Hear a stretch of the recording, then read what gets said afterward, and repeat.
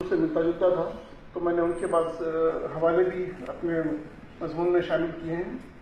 اگرچہ کہ میرا مقالہ نہیں مضمون کا ہوگا پر کوئی مقالہ نگار نہیں ہوں، اسکالر نہیں ہوں، لیکن اردو سے محبت کرنے والا ہوں.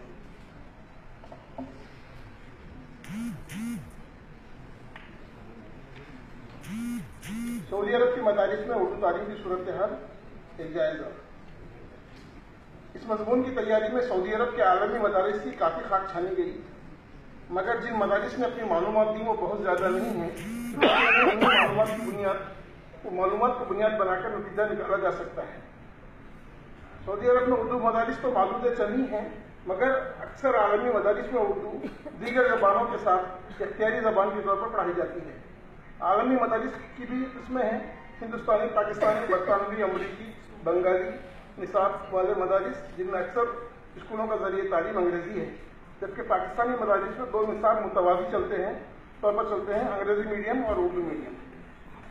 بہرحال چند دانے دیکھ کی پوری کیفیت بیان کرتے ہیں تو ہم نے دیکھ کے مختلف گوشوں میں کبیر زنی کر کے صورتحال کا جائزہ لیا ہے.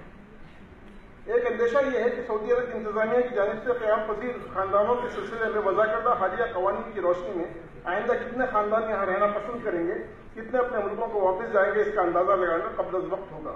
مگر یہ بات یقینی ہے کہ نئے احکامات خاندانوں کی مالی